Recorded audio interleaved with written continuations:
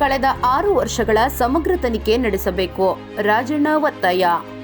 ವಾಲ್ಮೀಕಿ ಅಭಿವೃದ್ಧಿ ನಿಗಮದಲ್ಲಿ ನಡೆದಿರುವ ಭ್ರಷ್ಟಾಚಾರ ಹಾಗೂ ನಿಷ್ಠಾವಂತ ಅಧಿಕಾರಿ ಪಿ ಚಂದ್ರಶೇಖರ್ ಆತ್ಮಹತ್ಯೆ ಪ್ರಕರಣದ ತನಿಖೆ ನಡೆಸಿ ಕೈತೊಳೆದುಕೊಳ್ಳುವ ಬದಲು 2014ರಿಂದ 2024ರವರೆಗೆ ಆಗಿರುವ ಭ್ರಷ್ಟಾಚಾರದ ಸಮಗ್ರ ತನಿಖೆಯಾಗಬೇಕು ಎಂದು ಚಿತ್ರದುರ್ಗದಲ್ಲಿ ಜಿಲ್ಲಾಧಿಕಾರಿಗಳಿಗೆ ಮನವಿ ಸಲ್ಲಿಸಿ ಮಾತನಾಡಿದರು. ಅಕ್ರಮ ಎಸಗಿರುವ ಸಚಿವರು ಹಾಗೂ ಅಧಿಕಾರಿಗಳ ವಿರುದ್ಧ ಕ್ರಮ ತೆಗೆದುಕೊಳ್ಳಬೇಕು. ಅರ್ಹ ಫಲಾನುಭವಿಗಳಿಗೆ ನ್ಯಾಯ ದೊರಕಿಸಿಕೊಡಬೇಕೆಂದು ಮಹರ್ಷಿ ವಾಲ್ಮೀಕಿ ನಾಯಕರ ಮಹಾವೇದಿಕೆ ರಾಜ್ಯಾಧ್ಯಕ್ಷ ಲಕ್ಷ್ಮೀಸಾಗರ ರಾಜಣ್ಣ ಒತ್ತಾಯ ಮಾಡಿದ್ದಾರೆ.